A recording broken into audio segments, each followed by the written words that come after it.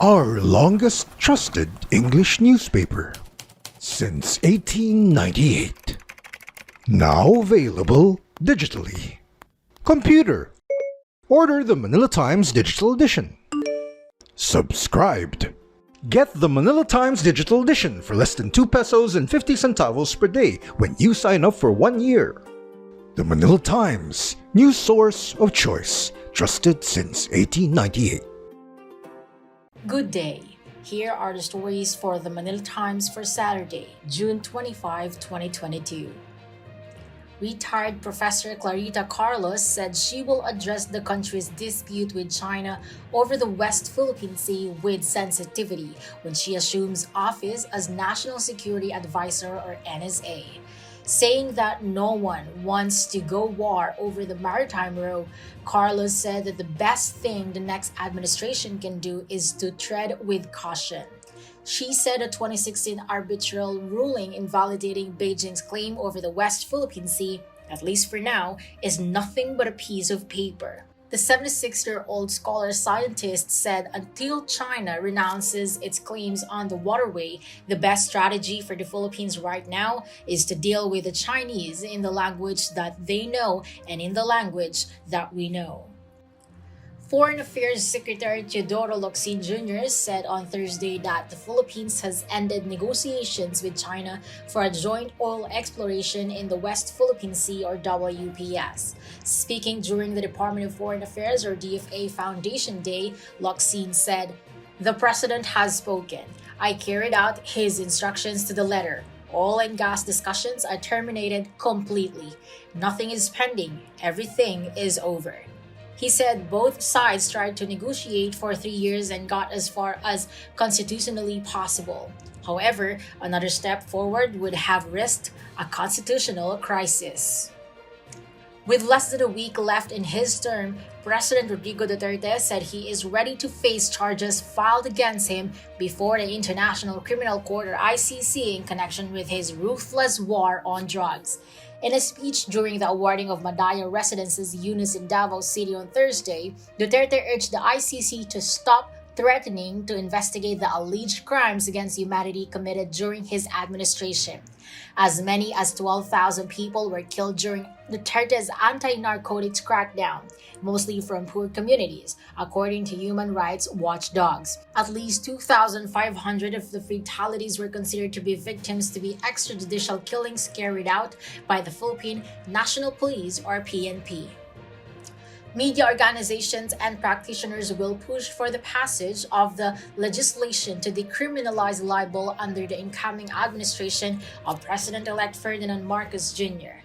This was the consensus reached during the Local Press Assembly 2022 held on Friday at the Philippine Economic Zone Authority or PEZA Auditorium at the Double Dragon Building in Pasay City.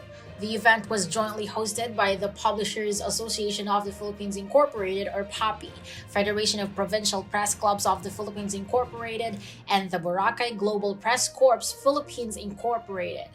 Participants in the assembly also agreed to endorse to the next Congress the passage of stringent laws against fake news, passage of a measure that defines human rights and the press, and the passage of a law that protects legitimate media organizations and practitioners. Efforts will also be mobilized to strengthen the role of the community press under the incoming Marcos administration. Topping business in light of the recovery in the first 3 months of the year, Australia-based ANZ Research has raised its 2022 economic growth projection for the Philippines, but also issued a warning about expanding external imbalances and escalating inflation pressures.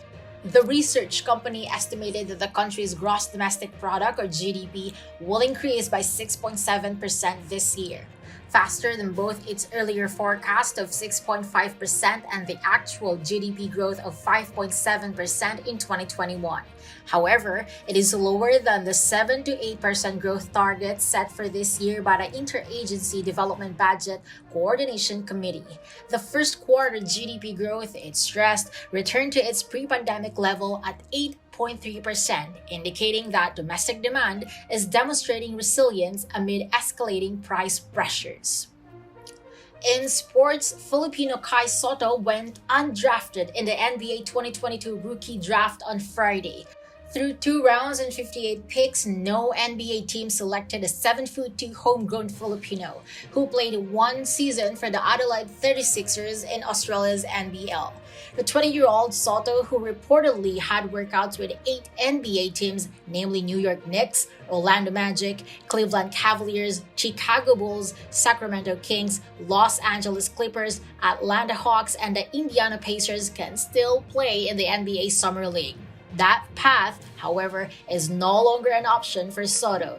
According to his agent Joel Bell in Play It Right TV, Soto has received multiple Summer League invites, but he and his camp decided that he will play for the Philippine men's basketball team instead. Soto, though, immediately contracted this, saying that his agent misspoke and no decision has been made yet on whether or not he will play in the NBA Summer League. Antonio Contreras, Yen Macabenta, and Danton Remoto are today's front-page columnists. Contreras talks about defending faculty rights. Macabenta continues to throw rocks at the government's interagency task force, while Remoto talks about American portraits. Today's editorial believes the country is turning its back on transparency and extractive industries. Read a full version on the paper's opinion section or listen to the Voice of the Times. For more news and information, get a copy of the Manila Times on print. Subscribe to its digital edition or log on to www.manilatimes.net. Follow us on Twitter, Facebook, or Instagram. And keep up with the Times. This is EJ Gomez reporting.